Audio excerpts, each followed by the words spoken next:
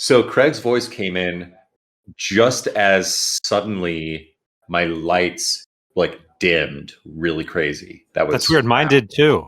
Whoa. No, not really. Okay. You can't do that to me. I'll believe you. It's the problem. Let's start this. Dueling Fops of Vindamere. The fair city of Vindamere has been compared to a jewel of vice upon a harlot's powdered throat, the shiniest blemish on the nation's face, and a sty of unrepentant civic vice and bottomless financial corruption. They call you many things: layabout, fop, ne'er-do-well, fancy man, puff baby, Frannion, flouncer, swingblade, rake, rake hell, rake spindle, knob, swell, fribble, white glove, gadabout, doodle, bow nasty, bootludge, oppressor, blackguard, marble swank, surlypood, ruffian, flagrantrian, gilded teat. But you ignore the proliferating insults of the ill-bred classes with a toss of your glamorous hair, or, when required, a swat from your nimble rapier. You are of Vindamere's gentry, and if the city itself has become a disgusting cesspit of commerce, you can remain a beacon of noble virtue for those of lesser lineage. You, your family, and your school of swordplay are the moral pole stars all those wretched, drunken, grasping, venal, disease-rattled human warts ought to emulate. If only you could convince them, or failing that, convince those you love not to emulate them. Step forth, teachers, and introduce all present to your good selves and your dearly beloveds. We begin, of course, with Duke Loffrey of Piddlebot. Excuse me. I decided to change his name and then I changed it back again. I am Duke Loffrey of Piddlebot, and I am accompanied by my beloveds Taurus, my loyal brother, and Matilda, my dear sister. I am the teacher at the School of the Circling Victory style of swordplay, the superior combat art in all of Vindamere. And also, I've got a foppish score of 5 and a duelist score of 8. I'm called Cobra, and I'm the master instructor of the Circling Serpent Path. And my beloveds are Javanel, my comrade Boozebag, and Scraps, my addle-padded elder. And I have a foppish of 4 and a duelist of 5. A poor dueling score. Your dueling score is poor. Ha! I can take that lying down. I am Crispin Ars Flautiste, of the devious Marseillaise style of fencing school, with a duelist score of 6, sir. 6. I bring with me my distant father, Unctious Ars Flautiste, and my alluring inamorata, Lemurine Sprawlbladder. I am Sir Percy Ponceville, also known as the Locust, because I will descend upon you like a cloud of fury. and devour all of the cake. And devour all of you. I have a foppish score of 8 and a duelist of 3. I am accompanied by my adoring spouse, Helgolga, the beauty of Vindamere, and the most aristocratic of women. And I also have with me my prize student, Kittlebronk, who is a trifle reckless, but the pride and joy of my school, the school of the indomitable hare. Ooh. Because we are fast and furious, and we win. Wow, you're so foppish. I am beyond foppish. I mean, look at my picture. Come on. Yellow tights. Fabulous. Look at that wig. Yeah. That leaves me. I am Bardolph, master instructor of the Path of Subtle Evisceration. Boo! I am foppish 7, duelist.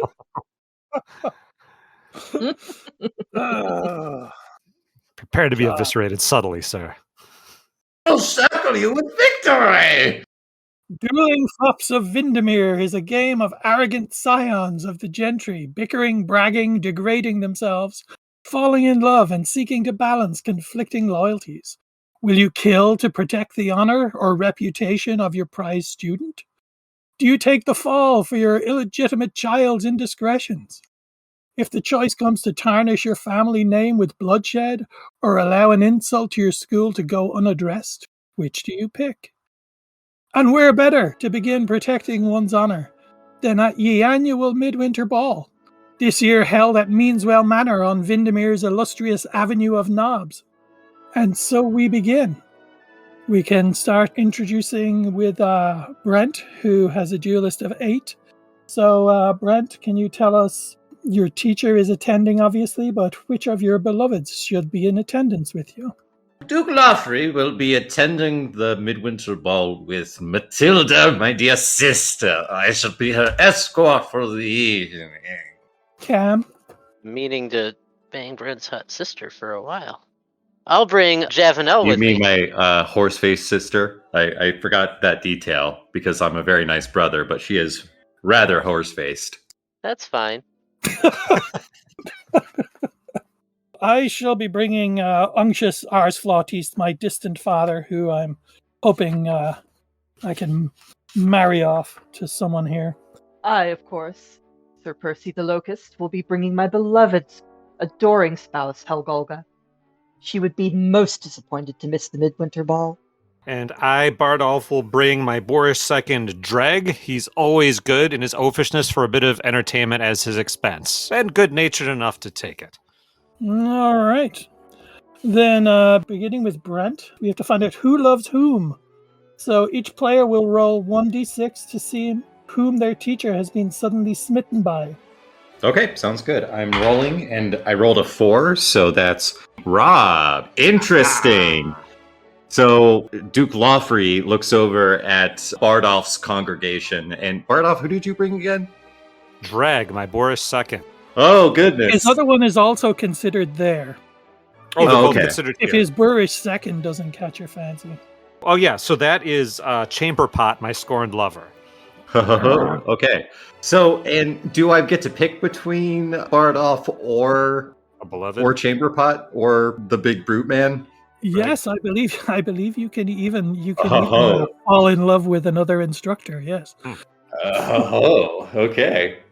I'm going to make the interesting choice. Duke Loffrey has fallen head over heels madly in love with Bardolph. What? Mm. Okay. He has long been my bitter rival, but something about the midwinter ball has changed my feelings in ways I don't understand. Something in the punch. I'm gonna roll a d6 now. That's a 1, which means hey, calm. Hey, Cam. How you doing? Pretty good. That was my distant father, Unctious. And who else was your other? Oh, nobody. Just Lemarine Sprawlbladder, my Oh yeah, I wrote alluring- that down. my Lemarine. alluring Yamarata. Hey, Lemarine, how you doing? I think I'm writing Lemarine down on this line here. Okay. Damn it. All right. Lemarine. Truly a name that the bards can sing about. Lemarine. Lemarine. You can rhyme it with submarine or Kareem. Tangerine. Wolverine, Kareem, Tangerine. Wolverine. Yeah. And Calm, who did you end up with? Hold on, I'm rolling now. Oh, okay. Oh, God, it's a 1. Oh, I'm in good spot. Back to Jenny. Mhm. Yes. What is your alluring spouse's name? Helgolga. Oh, well, it just rolls off the tongue like Lemarine. Okay, yes. Crispin Ars Flautis only has eyes for the beautiful Helgolga. Okay. Let's see, I also have a 1. So that would be Rob. Perfect. So we've got Bardolph, Dreg, my Boris II, or my scorned lover, Chamberpot. Humble Chamberpot. Well, I am very, very taken with Chamberpot's alluring presence, and And divine aroma. You get that fragrance. Yeah. the fine perfume that she wears is delicious. Gentle musk. The gentle musk of her unwashed wig. Delicious musk of Chamberpot.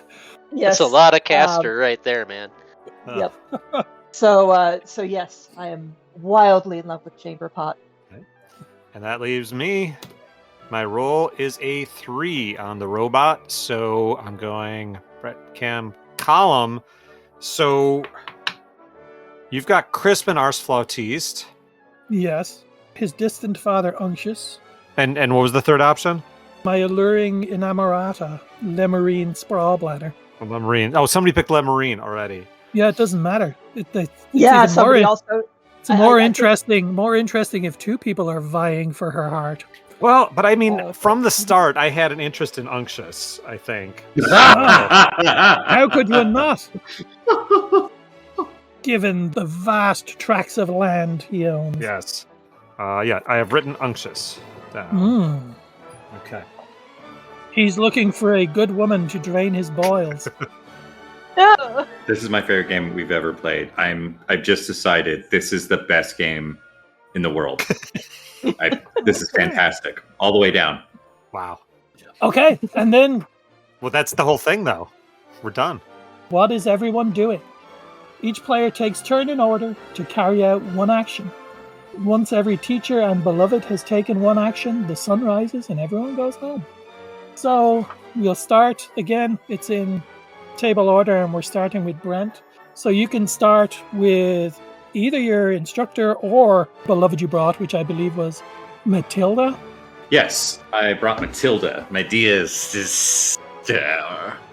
So my time at the midwinter ball was a rather dreary affair, and unfortunately, that scandalous Bardolph came waltzing in with his second. I can't even remember his name anymore. Gragus or some shit like that. Dreg. Yeah, I don't even care. Fuck that guy. And he was just waltzing about, just such a person of low station, hanging around Bardolph like a dog, just scampering for scraps. And, well, I arranged for a situation in which he would bump into me with his wine glass. And of course, such an affront at the winter's ball, I was given no choice but to defend my honor. So I'm going to defend my honor, and I'm going to go off with Greg, off a deniable distance, just down on the river of the estate where the midwinter ball is being held. And we are going to duel, and I intend to kill him. Wow, I'd lose a beloved really quick. He's not That's messing around. Okay. That'll be a D10. Okay. So I got a 6 plus 8 plus 5, which that is going to be... That's your serious and duelist? Yes. So that's a what? That's going to be 19. Yeah, that's a 19. That's a smashing success. Fantastic. So the Duke of Lawfrey plunges his blade deep within the throat of Gregor and kicks him off with his boot heel, spits on the ground, and says, "Unworthy little cur." And he looks to Greg second and he says, "Advise Lord Baldolph that I'll be awaiting his reply." And with that, he just absconds into the night. Wow. Leaving his starts sister Matilda. Wait a minute. Strange Alright. definition of love. Yeah. It's not a groovy kind of love. No. So Dreg's gone, or Yeah, dead. wow. Okay. Huh. All right. Oh, it's Cam is up. I think I am going to find a time to see if Lemarine would like to have a turn on the dance floor with me. So you're going to attempt seduction here? I am. Mm. So let's see here. Seduction is foppish plus aristocrat. Is that right? Yep. So roll your D10. I only have to do mediocre on this. For a 12. Damn it. So that's a failure. Yeah. So you want to play that out? You know, at 12, I suppose that's not a terrible failure, so I'm betting... Actually, you can wait, because I'll take my turn, and I was going to do a bit of seduction, but now I'm just going to mock you. Okay, yeah, I guess I probably am not familiar with this new dance at court and kind of bungle it and cause some tripping to happen. Yes, the Great Cobra, well, we'll have to see. Foppish plus Duelist. And that is a 4, plus 5 is 9, and Duelist is 6. That is 15. I make it. You need to describe exactly how my ploy left you humiliated and seething. And you also lose a point of foppish. So you lose a point of foppish and you gain a point of serious. I suppose I'm out there dancing, and maybe just as we take a turn by where you are sitting dejectedly watching me dance with your woman, that's right where I managed to take a trip and maybe land flat on my back, like right at the feet of your chair. And Oh, you yeah. look straight down at me and say that. Oh, yeah. And I do my best to stand up and gather myself and huff off. Okay. Sir Percy. Sir Percy cannot stay away from the allure of Chamberpot. He is going to seduce her. He grabs a mug of ale and wanders over to seduce her. Now I gotta roll. And then I can start seduction. I mean, she doesn't really have a chance, but considering my stats. There you go. Oof. Wow. So, he grabs a mug of ale from the servers wandering around, takes it to Chamberpot and gives it to her, and says, "How could such a cad as Bardolph scorn you? Your eyes are like the sewers of Paris, as is your perfume. I kiss your hand, fair lady." And Sir Percy kisses the hand of Chamberpot, and after he does that, takes his handkerchief out of his pocket and puts it to his nose. Wow. Is she infatuated now? Oh, yeah, she's infatuated, of course. Yep, they can have 3 different states of being, either no infatuation, infatuated, or devoted. So I write in love with the locust on my sheet and 1 heart here. All right, I'm up. So I'm on the verge of like being belovedless here because one's already been killed, one's halfway to seduced.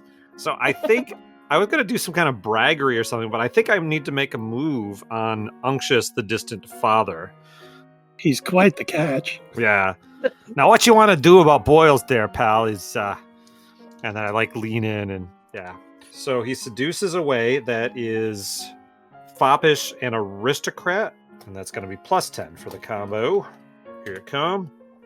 A 15 on the dot, my friends. That will do it. You're beginning to win the failing heart of Unctious Arsflotties. I think I'm picturing Bardolph as kind of a sociopath, actually. Because, I mean, his beloveds are really not all that beloved by him. He just wants to draw people into his circle. And I think in terms of falling in love with Unctious, he sees him as a very available target and sets his sights on him. Okay, well, I believe we're back to Brent. Duke Lawfrey. So a little bit of a flashback to a little bit earlier in the midwinter ball. Duke Lawfrey is conspiring with his horse-faced sister Matilda. He says, "Matilda, here's what I want you to do. I want you to go over and just throw yourself at that man, that unctuous man that Bardolph seems to be eyeing." Okay, brother, I'll go do that. So Matilda goes sashaying her way towards Unctuous, and she says, "Hey, big boy, what are you up to?" And so I make a foppish plus aristocrat roll, and she gives me a +1 on my aristocrat. She sounds so smooth, it makes sense. So that's going to be a 5 + 3 is 8, plus dice roll of 5 + 8 is 13. A failure. Unctuous curls their lip and declines in whatever fashion their player feels is most amusing. Unctious is going to have none of this. He's not even in the remotest bit polite. He just coughs awkwardly into his hands and is like, young madam, please desist these unspeakable overtures. I am a gentleman." Okay. And Matilda just slinks away while Laufrey is just straight up killing Greg. So I lost a point of foppish, bringing me down to 4. And just as a note, if I kill them later, I'm going to look terribly petulant. That's all right. So your foppish is down to 4, and don't forget to bring your serious up to 6. To 6, yep. That just makes Matilda all the more powerful later. All right, Cobra's up. So, yeah, Javanel, in their cups, Cobra's comrade booze bag, is quite upset. as the night wears on, with Crispin embarrassing their friend. So they stagger over to your table and slap you in the face with the glove. Oh my god, so what are we doing? Are we engaging in petty fisticuffs here? Or, oh no, you're defending honor here? It's defend your honor. Yes. Which do I want to do? I want to defend honor. Yeah. Yeah, you're defending Cobra's honor. Yeah. So that is serious plus duelist. It is serious plus duelist plus any bonuses that may apply for your beloved. So yeah, duelist is +1. And I'm using my new serious, not my base serious, correct? Yes, it would be your actual serious. So that's 1d10 plus 7 plus 5 plus 1. That's a 17. Oh, I lose a duelist. Yeah. Ah, how dare you, madam. How dare I what? Tell me exactly what I did. You have besmirched the good Arsflautus name. I will see your master's school burn before this year is out. Burn. You're cute. And she saunters away. All right. Unctious has had his fill of brandies and he's starting to hobble around the outskirts of the dance floor, and he's got his sights set on Helgolga. And so he's gonna try and seduce Helgolga. So he's going to wander up, and he just stands in front of her and looks her up and down, sideways, and says, "Madam, you appear of good breeding stock and of strong hands. How are you at lancing boils and scraping bunions?" And he's just, with those velvet words, he's just going to roll a seduce, which is going to be great, because it's going to be come on, that's a 3 plus a foppish of 5. Oh, and he has a -1 on foppish, so that's a 7. And what is that, aristocrat? Mm-hmm. Yeah. She's not digging it. That's a 12.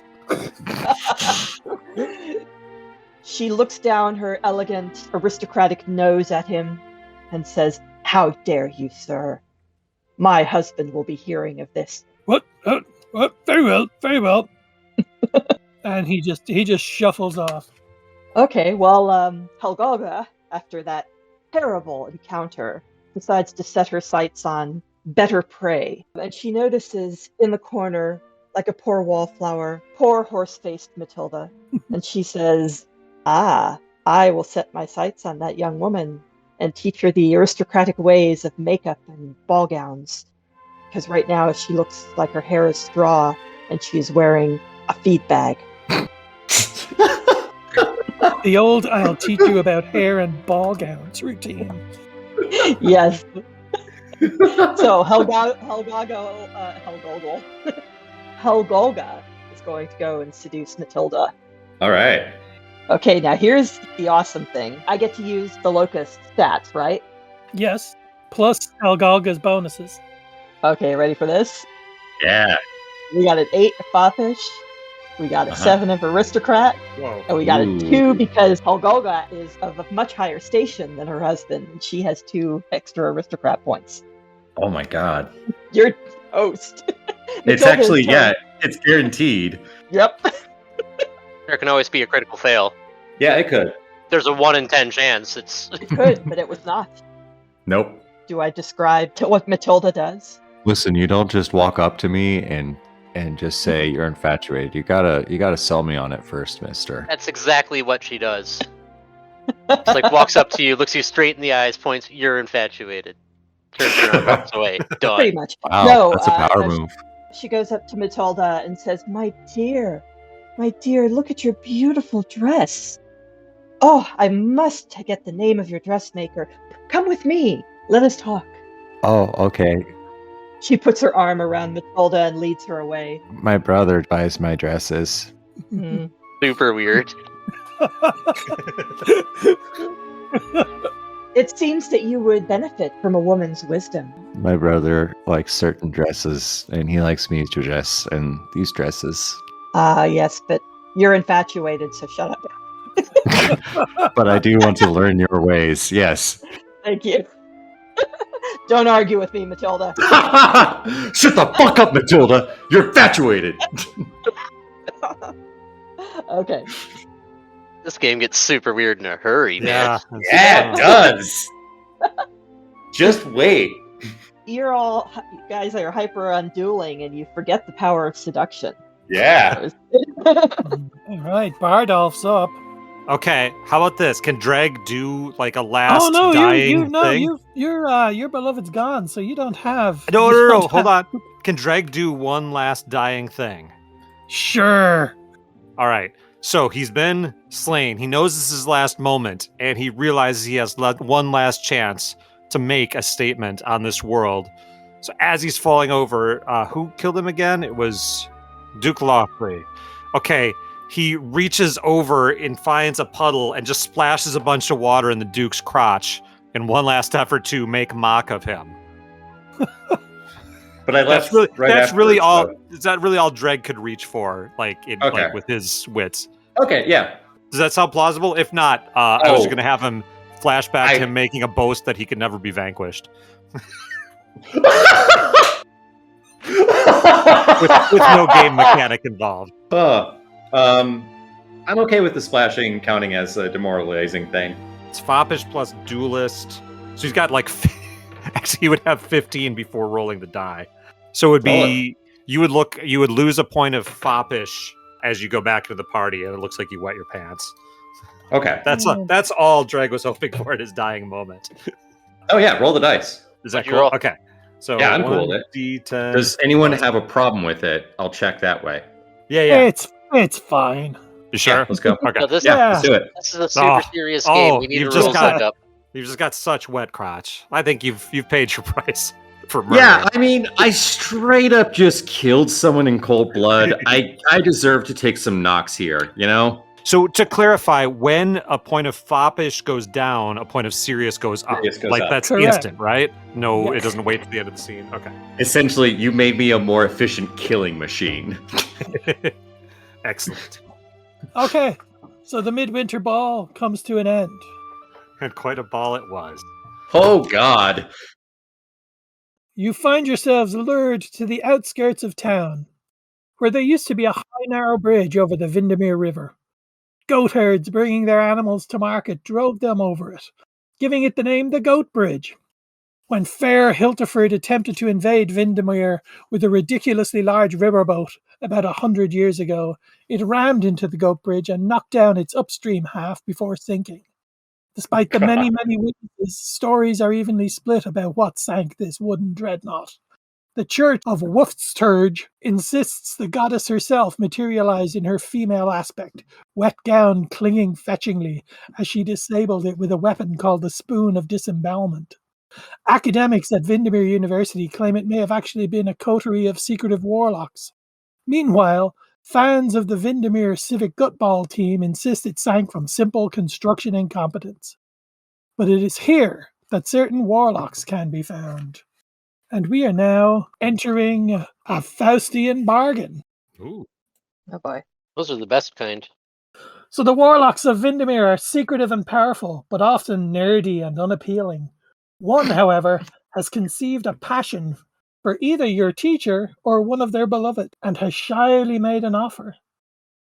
Come with them and be their love in exchange for mystic aid in the endeavors dearest to their ambition. It's for real. They can't guarantee victory in the All-Valley Fencing Championship or anything, but they can definitely provide a magic sword or shower your lands with fecundity. But going along with it, is there a catch? So, it looks like we just choose a character and we decide their action. Who's going to go first here? It says the person who waited longest to act last time. I gotta say that's Rob then. Rob. I don't think Bardolph sees any angle in here. Bardolph's gonna take it on himself, and he's gonna try to gently decline, which is a shitty roll for me. So this needs to be handled with delicate diplomacy, as not to hurt the feelings of someone who might be able to burn down every house your family owns with fire from heaven simultaneously. So serious plus aristocrat roll. So I'm going with a 6 That's going to be a 12 and a fail.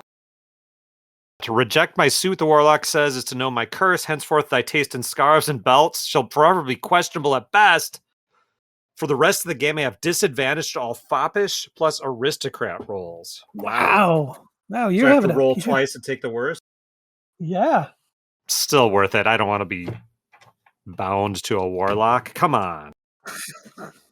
Okay, well, I'm going to put down the noble involved, obviously. Well, yeah. I'd be disappointed if you didn't. A locust will take care of this himself because, Helgolga is above reproach. But I need to make a foppish plus aristocrat, which is going to win anyway, so why am I bothering? Unless I get a critical.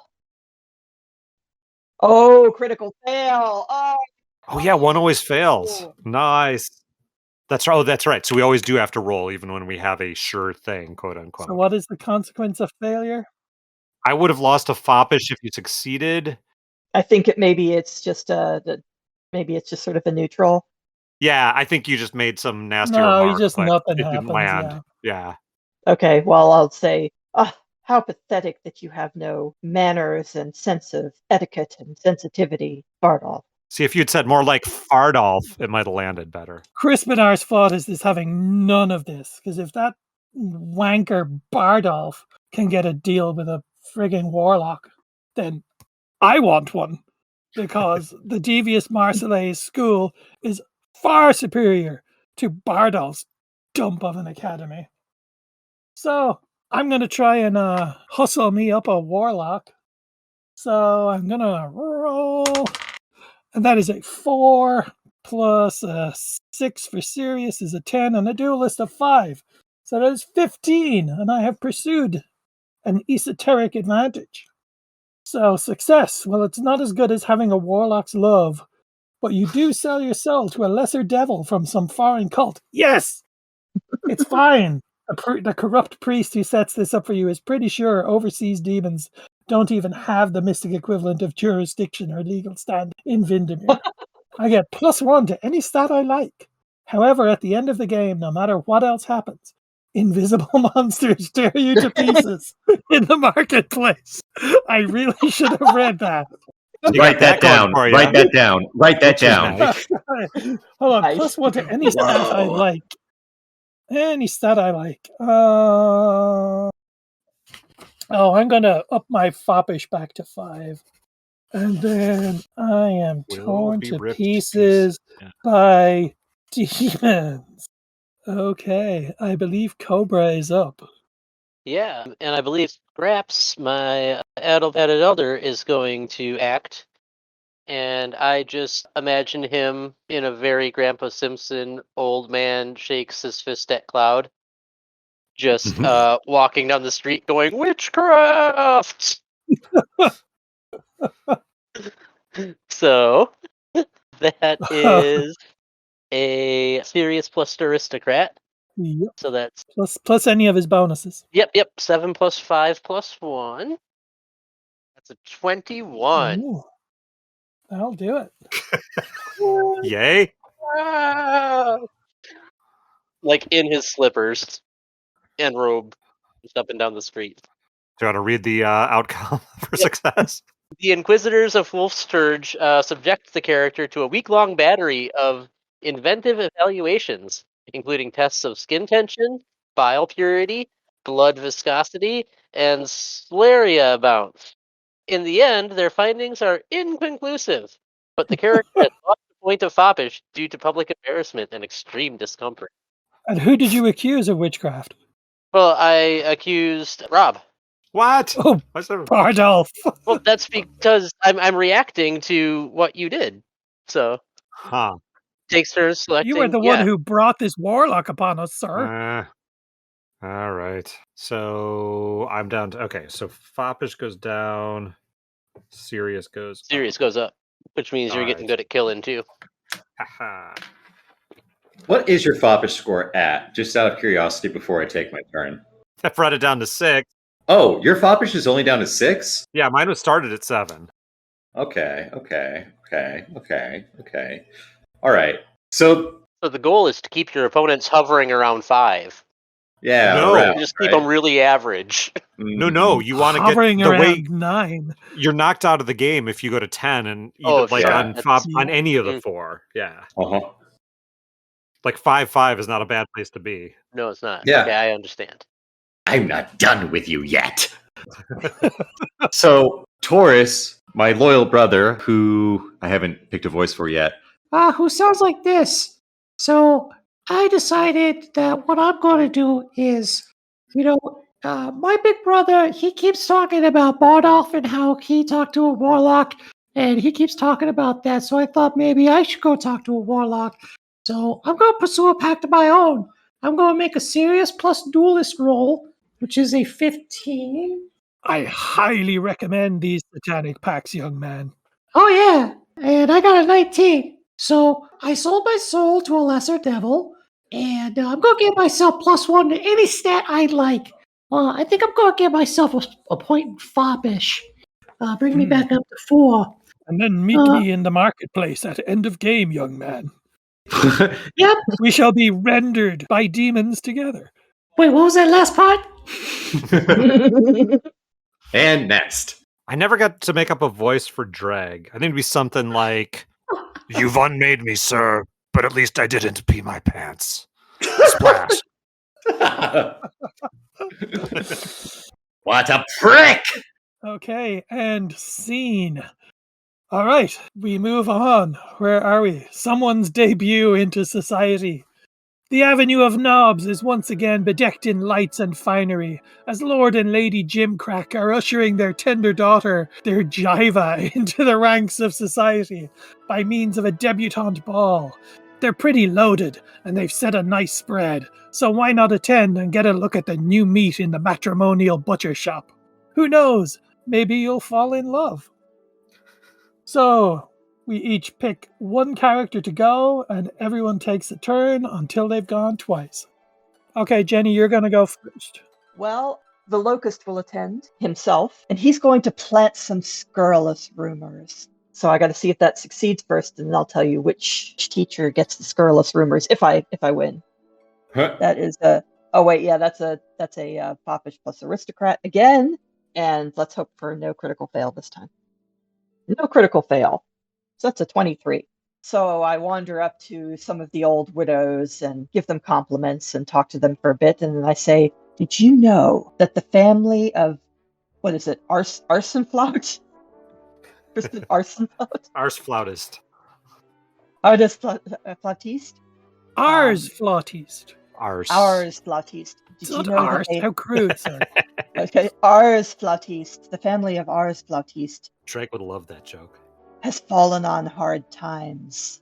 I hear the family has not a penny to its name, that the father has squandered it all on boil remedies and bunion cures, and That's juicy. that he will no longer be funding his son Crispin's school." What? God damn it. What? I get -1 to any stat of your choice? Well, what have you got? What do you mean, what have I got? I've got foppish, duelist, serious, and aristocrat. I know, I want to know which one, you got the... They're all 5s. They're all 5s, okay. Okay, well then I'm going to take a point away from your duelist. As in real life, I am fabulously mediocre. Okay, point away from duelist. All right. All right. Bardolph. Yeah, Bardolph's going, and he's going to try to seal the deal with Unctious here at this ball. However, it is a foppish plus aristocrat roll, which I now have a disadvantage at, thanks to the Warlock's Scarf Curse. Yeah, you try to say it. Warlock's Scarf Curse. Warlock's Scarf Curse. Got it. Okay, so we step out on the veranda. The moon is shining. I lean in for a 17. Ooh. And I will paste for an 11. Damn it. So I fail. Look to my right. Smile. That player's going to pick who suddenly bedazzles you. Any action you take with a previous love can be taken with this one instead, instead. Why is that a bad thing? I'm puzzled. You see, because the person to your right is me. Uh-huh. So I get to decide who Bardolph is suddenly bedazzled by. Okay. And where is this? You gonna look go? over and you see Duke Lawfrey just like glowering in the distance, and you feel something awaken inside of you. You know that he's not coming yet, but you know soon he's going to attack you, and you're sort of looking forward to it at this point. That's good glowering. Oh, Okay. So Right. now you're in love with. Duke Lawfrey of Piddlebot. Okay, so but it looks like I keep both on my in love with list, Yep. if I'm not mistaken. Okay. I'm choosing to imagine the way that we love each other is just sort of a mutual hatred. All right. Well, it is Duke Lawfrey, I believe. So Duke Lawfrey jumps out from behind the bushes that he was hiding behind, and he just says, "Badass!" And he's just gonna haul off and punch him. Wait, Whoa. you kind I'm of gonna clipped make- there. What was the name? Oh. Badass! Oh, okay. I love how Brad yells so loud that his microphone just gets Clips, destroyed yeah. every time. It is too loud for mortal ears.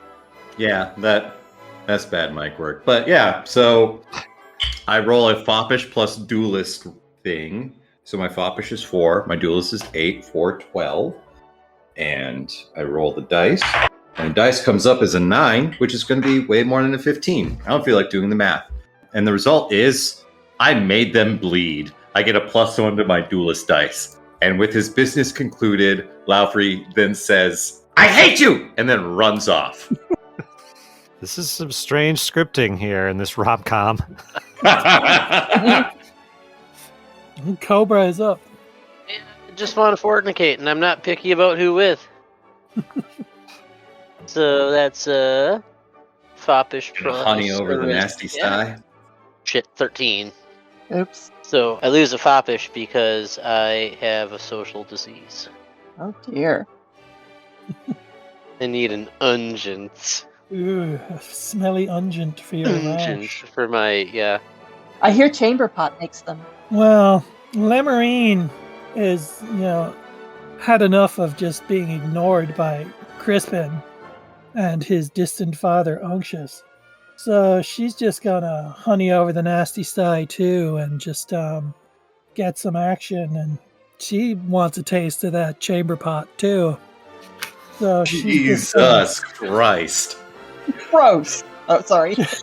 Wait, I'm supposed to be in love with her. just gonna mosey on up by the get her by the punch bowl there and just go for it. And that's gonna be a 5 plus foppish. She's 5. That's a 10. And aristocrat's a 6. 16 and a +2 foppish. That's a 18. My conquest is young, but old enough to know better. And Lemarine shows Chamberpot what's what and gives me a +1 in foppish. Now, does that mean that Chamberpot is no longer infatuated with the locust? No. It was just a good time. Oh, is it dalliance? Okay, all right. Dalliance, yes. Makes it sound so unsorted. It was a nasty dalliance. See, this is why I have a 7 in aristocrat and you don't. I'm not quite so coarse. I have a 6, but I'm also from Dublin. So. Oh, there you go. What can you do? All right, you're up. Oh, okay. Well, you know what? I planted a scurrilous rumor, and that worked very well. So I'm just going to have a ball. That's foppish plus aristocrat with advantage. This is a great frickin' party game. So that's the first one, which is a 23. I barely need to roll another one, but I'll do it anyway. 18. Well, 23, that means I have a whale of a time. It says, you flirt without anyone taking it seriously, eat without gluttony, drink without stumbling, and dance without treading on anyone's toes. It's lovely. You don't even get a hangover. All right, well, this has gotten too weird. Bardolph is going to retire to the smoking lounge with the elders to discuss the issues of the day over brandy. And while I'm at it, roll serious plus aristocrat. +7. All right. For a failed 13. Therefore, what you fire-eating swells fail to grasp is the Barwellian culture of generational vindictiveness. If we consult Gazwalk's Histoire des Troisième Kerfluffle peasants there, I fall asleep in a treacherously comfy fauteuil. Well, that is, and take -1 serious. back where I started. That makes sense. Doesn't seem like it was Bardolph's scene, really. So, depending on your position and how you needed to move numbers around, you might shoot for a fail. Yeah. Didn't they have this band at the Midwinter Ball? Taurus is going to do some brandy and harumping. Sirius plus aristocrat. Sirius is 6. Aristocrat is 1. +1 from Taurus. Oh, and a critically fail. Okay, so I lose a point in Sirius. And that's me. Cobra be up? I think it's time to plant some rumors about Brent there. High time. You said your duelist was at 9? Uh-oh. Yeah, I did. This is going to be interesting. Then Cobra's just going to run around and say, I heard he isn't even an aristocrat. And we'll see if we can't take away one aristocrat from you. Oh. So that's a foppish plus aristocrat, which is not good. That's a 9. I am rolling really bad tonight. I don't think I've rolled higher than a 4 tonight. So you lose a foppish. So Okay. I lose a foppish. They Okay. put her behind their fans when you leave. Just like that. Of course he's an aristocrat. He's a duke. That was a go big or go home, and I'm going home on that one, it looks like. Yeah, that's okay. I admire the hustle. Well, Lemurine's just got a real taste for it now at this point. But she's looking for something a bit more concrete, and she's looking for something a bit solid and stable. And she gazes over and meets the eye of Duke Lawfrey's sister Matilda. And she's just kind of just fallen in love with her. So she's just going to go for it. Let me see what we got here. We have a 5, and then foppish plus aristocrat, that is 12. That's 17 plus another 2. That's 19. So Lemurine Sprawbladder is in love with the beautiful Matilda. She's met the woman of her dreams and seen. How am I playing this game and not drinking, guys? Hell, We're going to do something about that. The Spring Cotillion, or Ye Spring Cotillion, hosted by the Tyrant of Vindamere, our benevolent and unforgiving leader. This year's Spring Cotillion takes place in a marvellous parkland along the banks of Barfruit Bay, named after Vindamere's precious purgative export, a medicine that grows nowhere else. Barfruit Bay is a handsome body of water crisscrossed by craft from all over the world, all steering according to their own customs and often impeded from safety agreements by language barriers. It's a rare day when someone doesn't throw something absolutely disgusting from one ship to another. Just the crew's playful way of saying, hey, I'm sailing here. Also, there are merfolk who can be vulgar. For this scene, every teacher is in attendance, as are all surviving beloveds. However, as this dance is hosted by the Tyrant of Vindamere, fatal dueling is, let's go with, frowned upon. No one dies tonight, which is not to say hot-blooded teens might not scratch up each other's faces pretty good. Every player takes an action with one of their beloveds. After everyone's done those, the teachers each act. However, the instructors must use their one action to either pay court or pitch woo to the person they fell in love with at the Midwinter Ball. There you go. Assuming, of course, they survived. If the inamorata is dead already, the teacher doesn't act, just mopes. So we start with beloved actions first, then get to the sexy stuff. So what have we got? Just have fun? No.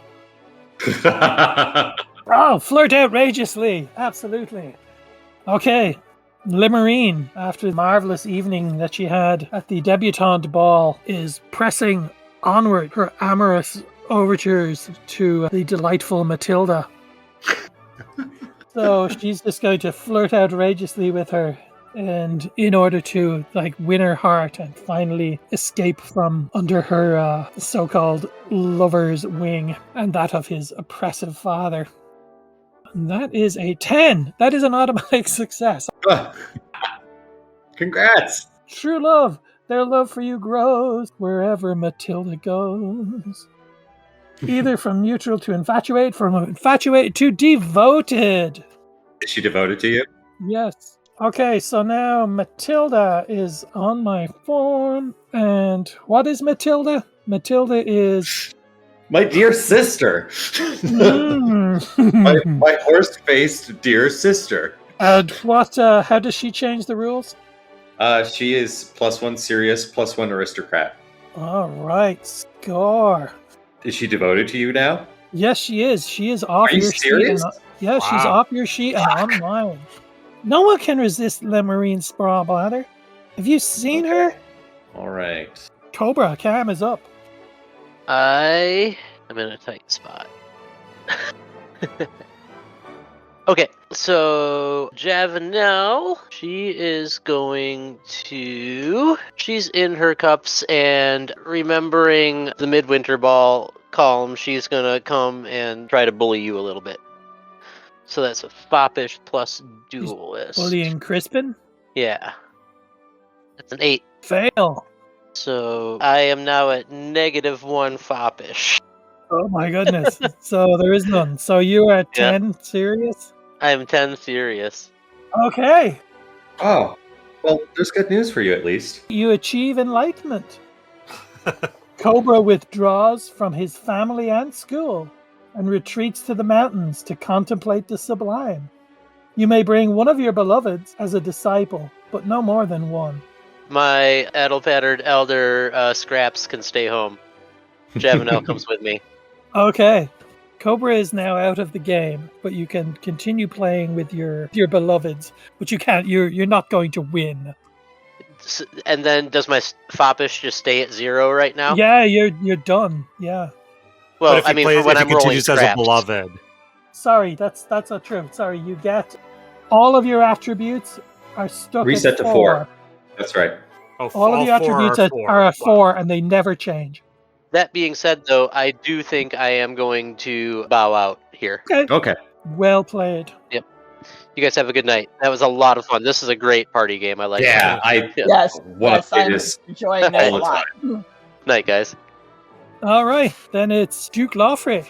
Okay, so Taurus, my loyal brother, approaches Bardolph, and he says, Hey, my big brother, he said that he punched you at the big debut, and he said that you might need something a little bit more manageable as a challenge, so he sent me.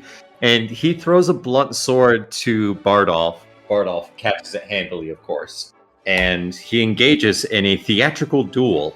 So we both roll foppish plus duelist. And then if we both succeed, hey, we both get foppish. But there's whoever succeeds better might get something better. So we both roll foppish plus duelist. I'm 5 plus 9. 14 plus 3 is 17. So I succeeded with a 17. Bardolph, what you got? 23. 23, fantastic. So we both get +1 foppish. I don't want +1 foppish. But if my rival got a success, they also get +1 foppish. Okay, so we both get +1. Unless their success was higher, then they get +1 foppish and advantage the next time the two of us cross swords. Okay. So That's 8, fun. 2, and Is your foppish at 9? mine's at 8 now. Oh, 8. It went down at Especially- one point. So advantage versus that I'd wait. call it Duke Lottery. Like, I think that we work as a... This is... I've sort of Yeah. set up for you your classic, like, shonen battle, like, antagonist, where I've got, like, these underlings that are sort of a part of me, really, as the end boss. All right. Am I up? Yes. Okay. All right. So I think Chamberpot's going to get in the action here and try to outshine a rival, which is going to be Duke Lawfrey, because it's just getting. She's just like not liking the vibe going on here. Outshine your rival. Describe what you're doing to make yourself look better than some other less glorious or vainglorious courtier, then make a standard foppish plus aristocrat roll. So she is basically just like taking care of Bardolph after all this, just this series of offenses and talking down Duke Lawfrey and his just general weirdness. So I make a foppish plus aristocrat, which, to reiterate, I do at disadvantage. Try number 1 is a 15. Try number 2 is a 14. So that is a fail with a disadvantage by 1. Oh, man! What would that have done it? Would that have finished you off? No? No. Okay. I would have taken away a foppish had it worked. However, I take -1 foppish instead. The player controls the target of my attempted snub, describes how either their character wittily turns the tables on me or how I just self-destruct, possibly to drink overconfidence or some other vice. So who was this that was making This it? was Chamberpot. It was Chamberpot.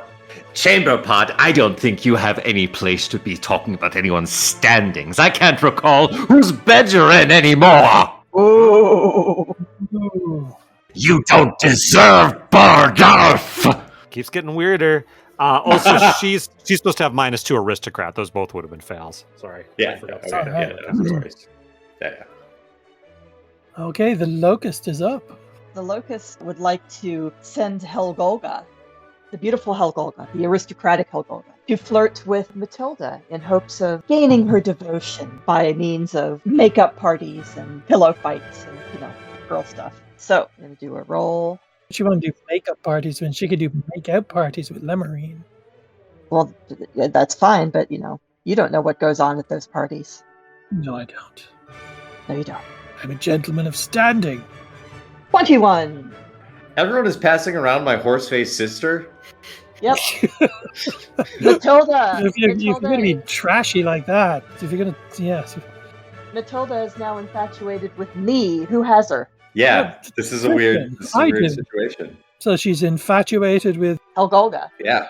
I think that this calls for a duel to the death. Uh-oh. Not at this party, pal. Well, it's my turn. And, let me see. Now this one Oh, is... no, not at this Oh. party. God damn it. Wait a second. What does Hilda? Matilda. What is her rule change? You don't get her. Yes, I do. No, you don't. Why not? Because she's Wait. infatuated. She's not devoted to you. You've got It to was woo a her again. success. Wait, No, was no, she no, no, was no. she previously infatuated? She was. She was previously infatuated. Yes. Yeah, she Well, was. now she is devoted. Take her. Just take her. Get this horse-faced hussy out of my house.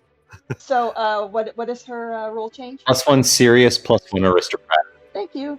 She's a hot item. I understand. I had her for a while, and I understand how powerful she can be. Hey, she's your sister. You used to man. be Let's mine. go. Okay, well, it's up to me now, and it's back to its Crispin R's flautist. And this has to be pay court or pitch woo to the person they fell in love with at the midwinter ball, if they have survived. Oh, ironically, I shall pitch woo to Helgolga. Listen, let's just close this circle. Let's just bring it all in. Seeing as our families are so intertwined already, that we take this further, madam. Okay, next question. It was Unctuous who was going after her. Yeah, it doesn't matter. This is Oh, Crispin. it doesn't matter. Okay. All right, I got you. It's the team. Yeah, everybody's going after everyone in Vindamere. I get it. It's just a hot mess. It's a hot, sexy mess in Vindamere. Theater company in here. That is a 2. It really is, right? Ooh, that's not going to go well. So that is 2 plus 6 is 8. Plus 6 is 14. No. No. Oh, No. I just miss it. Rejection, disgrace, and a whole lot of snickering over the lemonade. I lose a point of serious. Helgolga laughs heartily in Unctuous's face. Right. Enjoy. Oh, man. It is Duke Lawfrey. So I'm gonna stretch what pay court sort of means here for Duke Lawfrey. Just sort of ride along with me here. Uh-oh. Duke Lawfrey approaches Bardolph Oh, good God. after the fight with his brother, and he says, Listen, I understand that I loathe you more than any other human being I've ever met. But I cannot deny that together we could be a force to be reckoned with.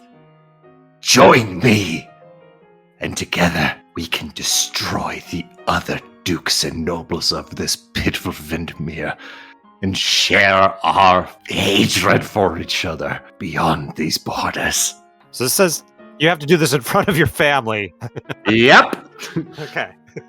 Yeah, so this is in front of everyone. Duke Lawfrey doesn't give a shit. He's bearing his heart out here. So if I'm in love with a rival school sword teacher, that's fraught. It's up to them to accept or reject my overture. If they accept, we both get +1 aristocrat and become engaged. If they shoot me down, despite the correctness of my proposal, we are no longer in love and are, in fact, humiliated, disgraced, and weepy. But it doesn't affect my stats, and that's something. And that's something, isn't it? That's if you roll a success, I believe, because that's all under the success part. Yes. I just want to make clear what's going on here. If I fail, you reject me out of hand, and I either lose a point of foppish or aristocrat, my pick. Excellent. I rolled a 2 plus Sirius is 4 for 6 plus aristocrat is 1 is 7. I failed. So I'm going to lose a point of foppish, and please unload on me. What happens? Sir, I find you frightfully odd. I reject your suit. If I can't have you, no one can! I swear on this day, your blood will quench my blade! And then he disappears into a puff of smoke. Looks like I made the right call. Is this Lord Skurlock?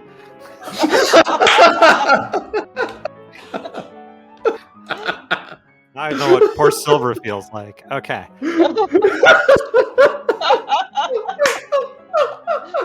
Oh my god. Okay, it is Bardolph's turn. All right, Bardolph is gonna play it a little more. Okay, I think. So just shaken by this whole scene, I realize that I need someone to settle down with, or at least to be able to wave out in front of me to fend off odd suitors like the Duke. So I'm going to make a move on Unctious Ars Fiddle. You've been waiting so long. Yes. Sirius plus Aristocrat. Which is not a great roll for me. And so, yeah, I make my suit a little more low-key and dramatic than that one, but I still have to do it in front of people. So, paying court with a big 12. So, Unctious rejects me in front of my family, who shake their heads at what a dunderpit I am. You just column you describe your distant father's rejection.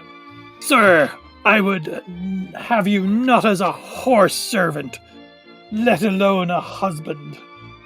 Return to your grotty school and take your filthy little family with you.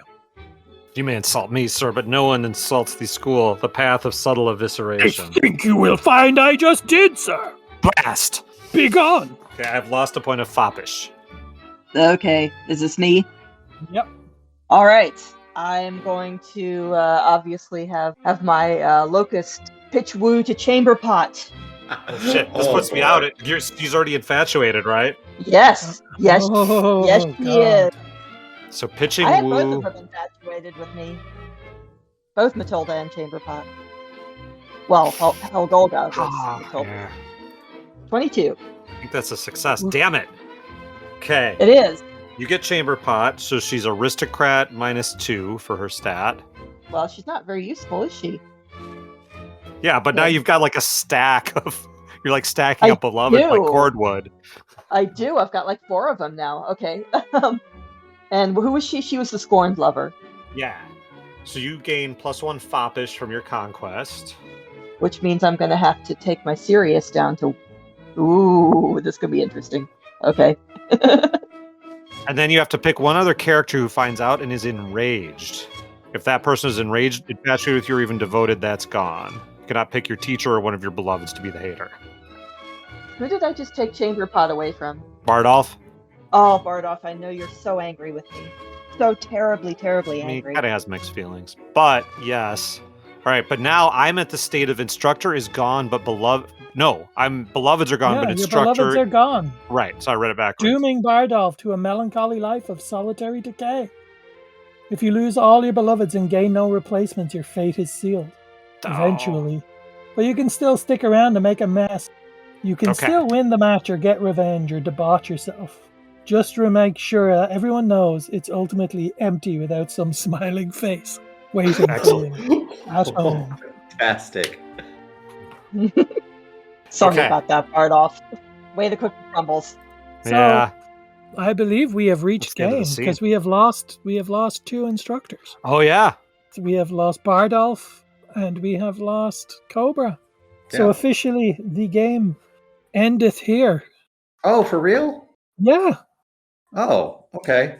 So it says the game ends when 2 school leaders reach their final fate, either by hitting 10 in any of their attributes, dying, or losing the loves in their lives. Or when someone wins the All Valley Fencing Championship, or when the players agree it's a good time for it to end. Well, I mean, that's tick 2 out of the 3 boxes right there, eh? The game is technically over. Yeah. So I'd call it over. If we wanted to play again, I'd be cool with re-rolling characters. I think that was a Yeah, nice me, type yeah, of me story. too. This was the tragedy of Sir Baldolph. yeah. Do we decide who won? I know the point is not to win. It says right there. But Well, I would say, what is it? It's going to be the person with the well, who would it be? Is it the person with the highest duelist, or the person with the most number of beloveds? I would lean toward most beloveds. I mean, you Mm, both so would I. survived, and so in a way, which you're case both I winners. won. Yes, in which case, Sir Percy, the Locust, and his Yes. what, 4 beloveds? I Yes. still You- consider this a You victory because shameless that hound, sir. vicious Hound. cur Bardolph is now sleeping in a tiny house all alone, And he spurred me. Who has the highest duelist? That's me. I have 9. Well, congrats on that. I think I You even would have. I, You probably would have won the All Valley. I was planning on that. Yeah, and I think also I start with the highest of duelist amount. I have some sort of fancy sword. I think I remember reading something about that, like some sort of like I hold the claymore of the Valley of Vindamere or something like that, and is like I'm sort of assumed to have won last year's All Valley. Oh, that's true, because you are the actual Mhm. current title holder. Mm-hmm. Oh, okay. Just for Aftermath, Bardolph spends most of his time delivering soliloquies to Dregs' skull. But I Nice. want to Very emphasize good. they're not very good ones. No, this- Nice. what a tragedy! I'm so interested to listen through this again from Bardolph's perspective, while I just relentlessly hounded you. Yeah.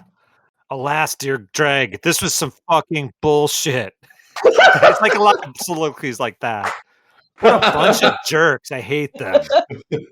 What's their deal? Aristocracy sucks. Yeah. And that Duke Duke Loffrey, fuckery. what the hell? More like Piddle bitch. Scoffrey.